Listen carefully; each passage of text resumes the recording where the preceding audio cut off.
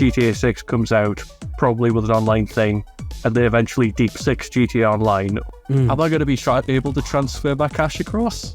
Yeah. I mean, it's a wonderful satire of inherited wealth, but I'm not sure it's a good formula for an online game. Grand Theft Auto 6 is officially on the way. We're getting a trailer next month, and it looks like it's going for a 2024 release as far as we know. Mark, we're both big fans of Grand Theft Auto. The thing about Grand Theft Auto is that it's a bit like, I was thinking about, like, is it like the David Bowie of big game franchises, right? Because it stays relevant by adapting constantly, doesn't it? I mean, at the core, it's the same concept as it was back on the PS1, but in reality, the games are wildly different and they reflect the times in all their quirky little ways. I would say that's about accurate, although it does suggest ever-pervasive quality, so that might not be all accurate for GTA Online, but yeah, we'll go for it. Given that there's a lot of different ideas that have gained prominence over the years as the series has gone on, there's been some hits and some misses over the years, so we thought we would go through 5 things that GTA should keep in GTA 6, ideas that it should pilfer from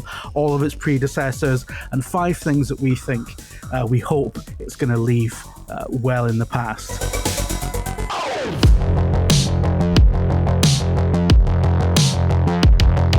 They've all had this kind of core sense of freedom that you get, the idea that you can go out, do anything you want. It's basically if you were given free reign over where you lived and there were no rules or repercussions or all of that. But it's quite nice to actually feel like the world that you're splattering with prostitute blood is a real one. And yeah, one of the things that I think really did that in GTA 5 is the fact that they ramped up the kind of strangers and freaks style random encounter missions that you can just happen across as you're out in the world doing things, like the random guy who's really a fan of the First Amendment that you can encounter just on a road somewhere that Trevor always hits, and the Jesus guy at the beach. It's that kind of thing that really brings it to life. That stuff came in properly with GTA 4, right? Yeah. In GTA 4, they were little kind of human scale vignettes about poverty, or, you know. One of them was a serial killer that you could only find really late at night, wasn't it? Yes, yeah. It was like a little kind of subplot running through the game that you could completely miss it. You could complete that game and never encounter the serial killer, I'm pretty sure. You know, when you're given total freedom over a video game space, it doesn't really mean much if there's nothing to anchor you to it, kind of on an emotional level to sound like a tosser. Man, you can't be for real. One of the many big things with GTA 5 was, oh boy, there's 3 protagonists. It's 3 different perspectives on this world.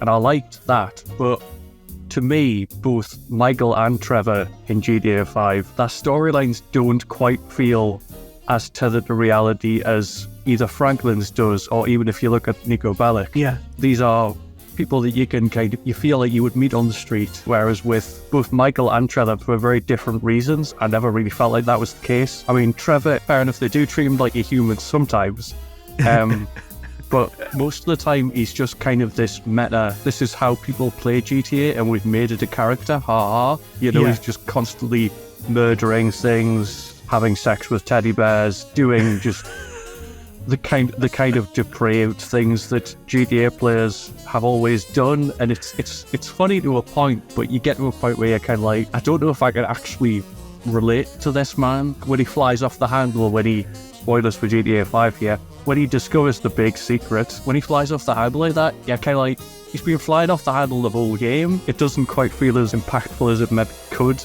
if he wasn't just a constant Raji. Michael at the same time, it's the kind of, they're trying to do he's trying to be a family man, but he just really likes murdering people. Fair enough, they leave him, which is realistic, but he then gets them back in like the course of one mission by just doing some rather nasty shit to some other people. I feel like if that was Franklin, they'd have at least kind of dragged it out over a couple of missions, made him kind of earn that respect back. I feel like they've got to be based in reality at least a little bit if you want to have the kind of stakes that you really should have with these kind of plots. At the end of the day, all GTA protagonists are a bit like the 2 guys from Pulp Fiction. people who do bad things, but you can at least relate to them a bit. But you've got to make them not one note and feel like, right, these two people could actually be friends or business colleagues in real life, and not just one of them is chill and one of them's a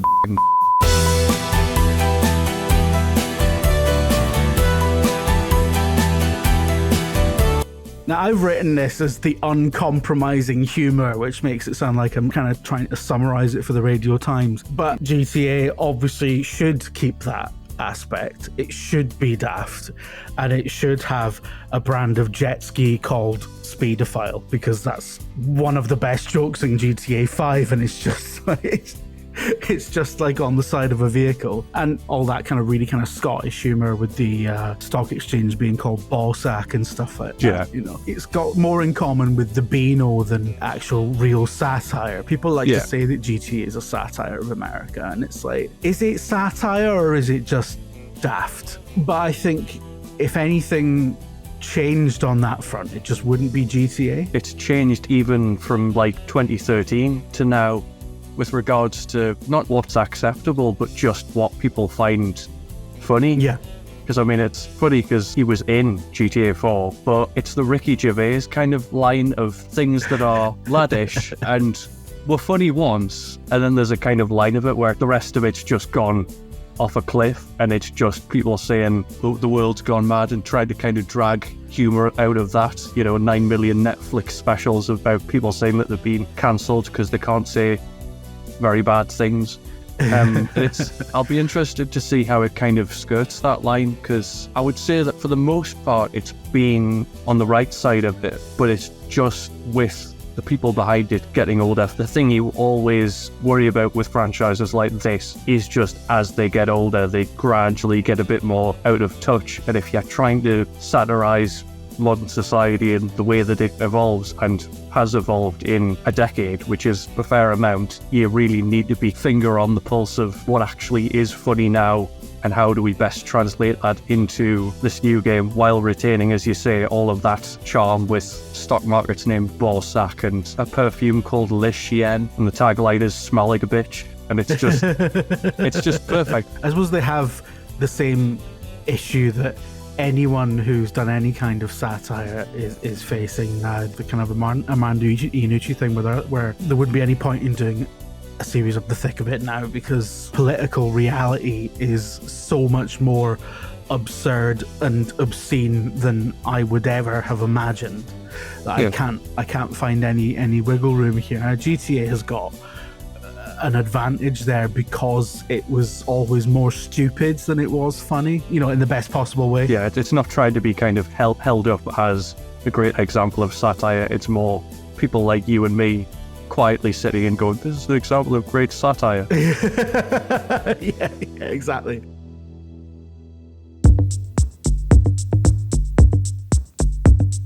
GTA Online's more wackier elements, the sci-fi stuff, aliens style laser guns and all that nonsense, it's become a bit stupid in a bad way. To be honest, this is the one thing on both of these lists that I'm 100% sure that the wider GTA community agrees with me on, because the amount of Reddit posts that I've seen, just people completely exasperated at the fact that not only is the flying bikes in GTA Online that make it a nightmare to play because of the griefing and all that, but just the fact that they've kind of gone down the road of, right, we're going to put the DeLorean from Back to the Future in and it's going to fly. It started with the Doomsday Heist, which was the end of the world scenario kind of DLC that they did. And funnily enough, the guy it revolves around is a fairly badly done, like Elon Musk parody that is fairly toothless satire, but it's the fact that that came with like a futuristic tank and all this stuff, and they've just continued to kind of add to it with more and more weird stuff. But it's the fact that all this stuff is in there, and you see people that are dedicated, for better or worse, to, I want all of this to actually make sense, and they're just kind of like, how do I rationalize the fact that all of these random laser guns and futuristic vehicles and stuff exist, and then we're going to get GTA 6 and it's going to be like none of this stuff is probably going to be there, and I'm going to have to rationalize why it isn't all there without kind of just throwing it all out the window. Yeah. And the other problem is that most of the stuff, I would argue, hasn't actually improved the gameplay all that much. No, I was literally about to say that. It's like all the stuff you're talking about, not only are some people struggling to rationalize it within the wider context of GTA, but it's also the stuff that makes it horrible. I was going to say like GTA Online just in general, just get rid of it because it's fucking terrible. But I like the idea that GTA 6 is gonna come out and there's going to be a lot of Reddit threads that are like, so is GTA Online canon? And there's going to be like 26,000 pages. And it's just going to be chaos for a whole day. Yeah, it's going to be an absolute bloodbath. Right, big thing from GTA 5 that they should definitely keep are the heists, the in-depth planning. GTA 5 itself was the plot was very much built around these 5 kind of really big multi-choice heists. That was a great differentiator for GTA 5 because heists as a concept were in all the other games, but they were just kind of normal missions. But yeah, GTA 5 opened it out to like, you're recruiting people, you're making decisions in terms of how much people are going to cost. Like you could get like a crap getaway driver who would take less of a cut. And then die halfway through. Yeah, you know, so you had to kind of balance the risks versus rewards and all that kind of stuff. And it was, again, it was one of these things that made you feel involved with the world, gave you a way to interact with the world beyond sort of shooting bullets into it. And it does seem like with GTA 6's kind of story setup, that is going to be the case, right? I'm hoping that it is, just in terms of what it does for the structure of GTA 5. There's a big heist at the end of what is basically every chapter kind of thing. You know, you get the end of the first chapter, there's jewelry store heist, and once that's over, you move on and it does something else. Most of them are kind of a jumping off point where you take a score, you get however much money that you've managed to make. If you're like, right, I've been grinding the story and I just want to go off and buy some things or just goof around for a bit, they're a perfect point where you can put the main story down and just go, right, I'm going to leave that for a bit. I've just done this heist. It's just having that kind of natural point where you're not constantly feeling like I've got to be doing the next thing, because it wouldn't make sense for somebody to wait and then do this. I don't know about you, but in GTA 4, arguably the mission that I liked the most was the one heist that there is in that one bank robbery with Patty McCreary and his lot. Yeah. It's one of the most memorable missions. Going for like, right, we're going to base an entire game around this, could have really backfired on them if they'd not done it to the standard that they actually did.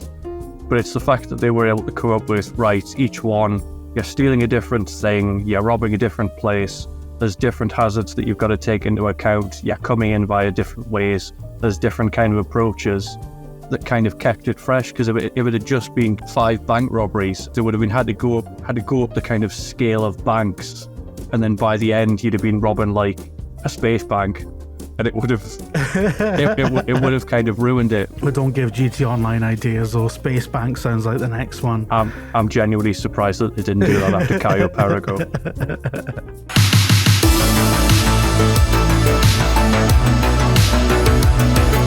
Should definitely keep, and we saw this mostly with GTA 4, post-release support for single-player DLCs. The single-player DLC train, unless they really want to do it, might have bolted from the stable at this point. But literally the bare minimum of just adding the new DLC cars that are constantly flooding into the online element, into the single-player, where you kind of like, even if you're not going to do the in-depth single-player DLC we want, just seeming like you actually care about the people that aren't doing the online. None of this is going to stop people from spending oodles of money in the online. Like being able to try a car in the single-player before you buy it online isn't going to stop people from spending £9 million on shark cards. It's kind of two different audiences whose interests diverge quite significantly. You've got the two kinds of GTA players, I think. There was a lot of people I knew who had GTA who'd never got off the first island in GTA 3, for example, because all they did in the game was piss about.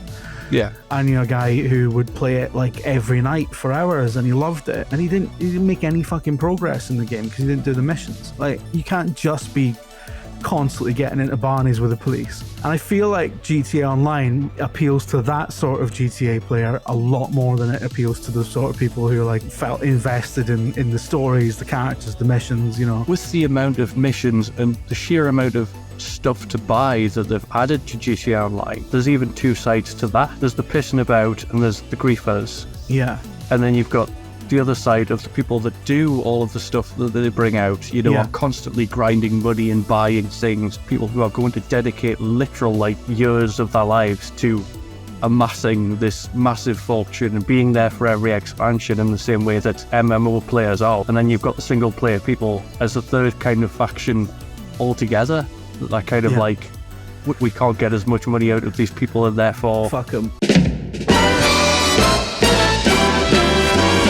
If you look back to the start of GTA Online, most of the cars and stuff, and you can see this because most of the prices have stayed the same, they're fairly reasonably priced because nobody had an existing fortune to invest. There weren't any heists to do yet, they were still a promise. So it was just what you could kind of put together from doing a bunch of races or doing the same little missions that they had added.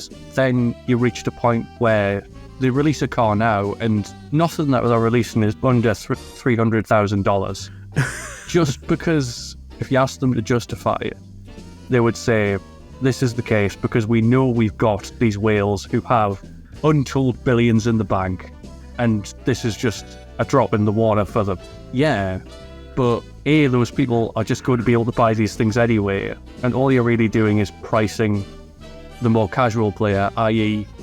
not even really a casual player, just the person who isn't able to dedicate their entire life to this thing. Because, like, you check out of it for like 3 months at a time.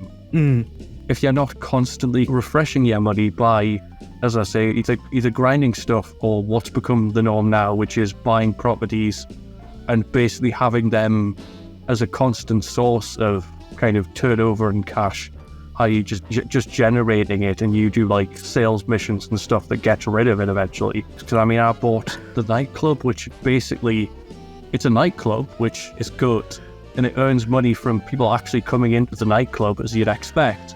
But basically the main thing of it is the fact that it's also got a warehouse attached, which serves as a hub where you can basically hoard all of your cargo from all of your 9 million other different businesses. You've got a second job, which is like being in charge of the fucking Eddie Store-Bart logistics company, but it's just a video game, so you're not getting...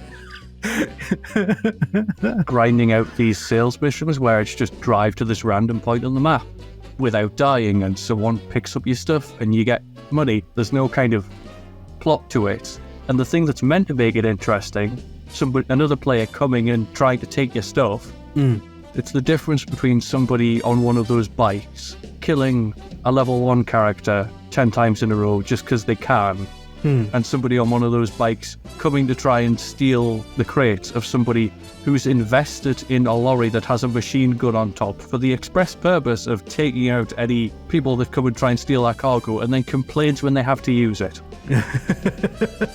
It's that kind of weird dichotomy of like, you don't know what the kind of end goal is. At the end of GTA 4, you've got lots of money and literally nothing to spend it on. There's no website selling cars, and there's no kind of houses or properties or anything like that to buy. So you just kind of feel like, why have I been given all this money if it's just going to sit there and gradually get siphoned out as I go nuts and take trips to the hospital? And for some reason I'm charged more because I've actually got money, which is the opposite of how it works in real life pretty much. Yeah. One of the things that in GTA 5, when I played it the first time, was like, right, there's actually stuff that I can spend my heist winnings on. So it's just making sure that they have that kind of thing in the single player and possibly even flesh it out a bit more. I just want to be able to spend like 40 million on a cinema. Yeah. It doesn't really do anything, but then I can drive past it and point at it and go, I used some of my winnings on that.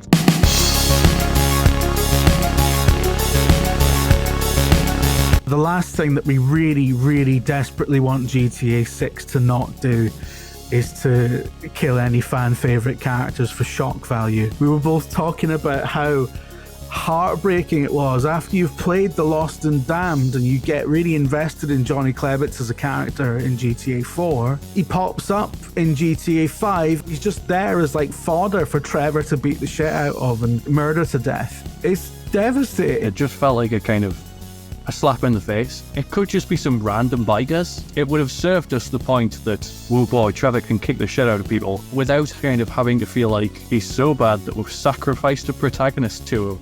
Just because he goes on to do so much other killing that it just feels like at the end of the day that's just a footnote in the murder spree. Yeah, once you get to the end of Trevor's first chapter, like Trevor's had a bit of a turnaround because you start to like him because he's funny. He's the Begbie of the group. But yeah, like you say, like the murder of Johnny Klebitz is like it's barely a footnote, which is mad because like this guy was the protagonist of like a 15-hour campaign. I've been in two minds about whether or not I want GTA 6 to be like a continuity reset or not. GTA's done it a few times. Like the first game was like a self-contained thing. The 3D trilogy was this whole giant universe of characters and it was all kind of interconnected, and it came a bit full circle with San Andreas, you know. And then you had a few connections between GTA 4 and 5, enough that you knew they were in the same universe, but not so much that there was like too much continuity. It wasn't like constantly referring back to itself.